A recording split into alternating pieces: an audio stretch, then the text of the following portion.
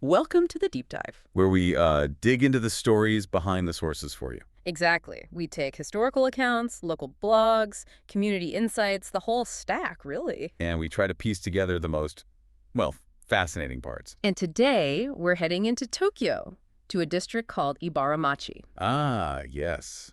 It seems like just another neighborhood on the map, maybe a bit quiet. But once you start looking, oh, it's got quite a story. Layers upon layers. Absolutely. It's brimming with history, resilience, and some really surprising discoveries if you know where to look. So that's our mission for you today. We want to give you that shortcut, unpack Ebara-machi's history, find those hidden gems. Yeah, get you right up to speed on what makes this place special. Okay, let's start unpacking it. The name itself, Ebara. That sounds old, doesn't it? It really does. It hints at a much deeper past. The area used to be part of Ebara-gun. Oh, gun, like an old county or district. Exactly. An ancient administrative region covering parts of modern Shinagawa, Meguro, Ota, even a bit of Setagaya. So, yeah, it's the significant area historically. And the name Ebara itself, where does that come from? Well, the theories are interesting. It's thought to maybe come from fields where igoma grew. That's a type of perilla plant. Huh. Or perhaps it's from even older place names, lost to time. What we do know is people lived here way back. We're talking Jomon period. Wow, prehistoric Japan, you mean like thousands of years ago? Millennia, yes. Finds like the Omori shell mound nearby proved there was long-term settlement. This wasn't just empty fields waiting for Tokyo to expand. To paint the picture then, it was mostly rural for ages, farms maybe. Pretty much. Agricultural, sparsely populated for a long, long time. Then came the big shift. Which was triggered by, let me guess, the Great Kanto earthquake, 1923. You got it. That was a massive catalyst. The area, then called Hiratsuka Village, started developing rapidly. People moved out from the devastated city center. Ah, okay. So it became a kind of a destination. In a way, yes. It officially became Hiratsuka Town in 1926. But then, just a year later, 1927, they changed the name. To Ebara Town. Why the change? To avoid confusion, apparently. There were other places called Hiratsuka, so they reached back to that older historical name, Ebara. Interesting. And then it joined Tokyo City. Right. By 1932, it became Ebara Ward within Tokyo City. And this is where it gets quite telling about the local character. How so? Well, there was a proposal for it to merge with Magome Town, which was bigger. Okay. But Ebara Town actually chose to become a ward on its own. They resisted the merger. Really? That suggests some local pride. Or maybe conflict. Both, Yeah. probably. It highlights this distinct community identity. You had tensions, between older residents and the newer influx of people, developers. Different visions for the future, maybe. Exactly. Refusing that merger was a strong statement. Ebara wanted its own path, its own identity, even as it was changing so fast. A real sense of self. That strong will makes the next part even more poignant, I think. The railways arrived around then, too, right? Oh, absolutely crucial. The Tokyo-Emachi line opened in 27. Same year it became Ebara Town. Ebara-machi Station was established then. And these weren't just train lines, were they? They were game changers. Total game changers. More than just transport. They fueled everything: population growth, housing booms, and crucially, the development of those shopping streets, the Shustengai, that are still so vibrant. But that density came at a terrible cost later on. It did. During the Pacific War, that dense urban fabric, especially around Musashi Koyama and Osaki, made it a target. How bad was it? Sources say over 70% of Ebara Ward was destroyed by firebombing. Just gone. Thousands died. 70%. It's hard to even imagine. Devastating. And that level of destruction led directly to the next administrative change. Losing its independence after fighting for it. Yes. In 1947, during the post-war reorganization, Ebara Ward was absorbed entirely into Shinagawa Ward. Which was unusual, right? Most wards merged. Highly unusual. It was basically the only ward that was just absorbed. It speaks volumes about the severity of the damage and the need to consolidate resources for rebuilding. What strikes me through all this is the resilience. Ancient fields, rapid growth, war, destruction, rebuilding. Absolutely. That spirit seems baked into the place. And you can still find traces of all this today, can't you? Which brings us to the hidden gems for you, the curious explorer. Definitely. The past isn't just in books. It's right there in the streets if you look. Around Ebara-machi Station itself, for example. What should people look for? Well, you can find old photos, maybe online or locally, from the 60s.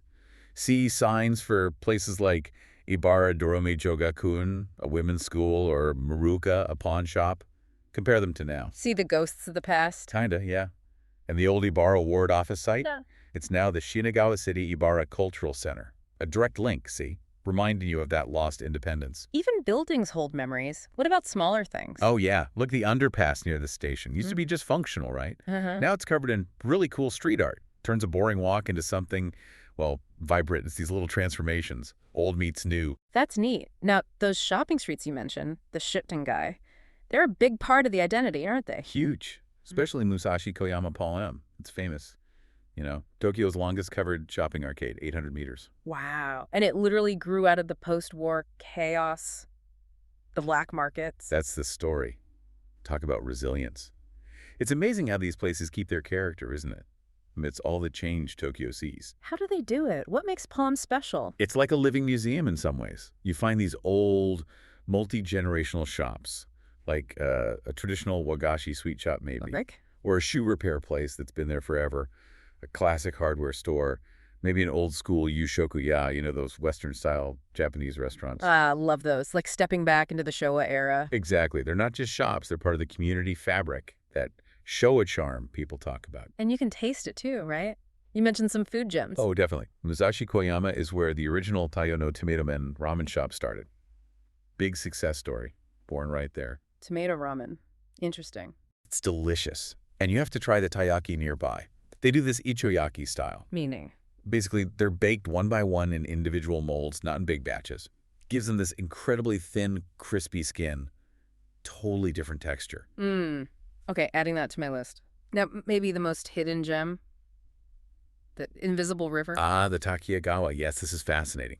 This river used to flow through areas like Togoshi and Hiratsuka, shaping the land. But it's gone now. It runs underground, in a culvert.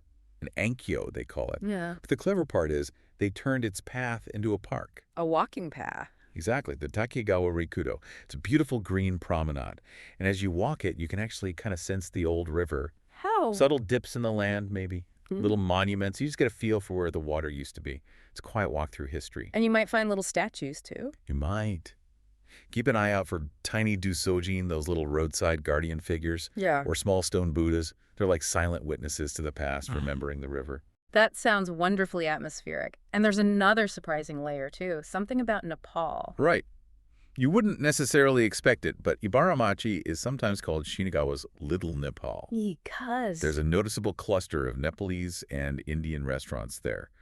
Really authentic, family-run places, great curries, momos, thalis. So a bit of unexpected international flavor. Exactly. It shows how the area keeps evolving, attracting new communities. And beyond that, for the really adventurous. Yes. You have to explore the back alleys, tiny winding lanes with old snack bars, little eateries. The kind of places only locals know. Pretty much. You step in, and it feels like you've gone back decades. Real hidden gems, full of atmosphere. That's where you find the everyday magic, I think. So summing this all up for you, our listener, Ebara-machi is clearly way more than meets the eye. Definitely not just a quiet suburb. It's a living history book, really. Ancient roots, that independent streak, wartime scars, rebirth. And now this vibrant mix of old and new, local and international. Exactly. It's such a powerful reminder that history isn't just in museums. It's woven into the streets, the shop fronts, the river paths, even the names. And in the spirit of the people who rebuilt it all. That resilience, absolutely. So for you, the next time you're wandering through what seems like an ordinary neighborhood, anywhere really, think of Ebara-machi. Yeah, slow down.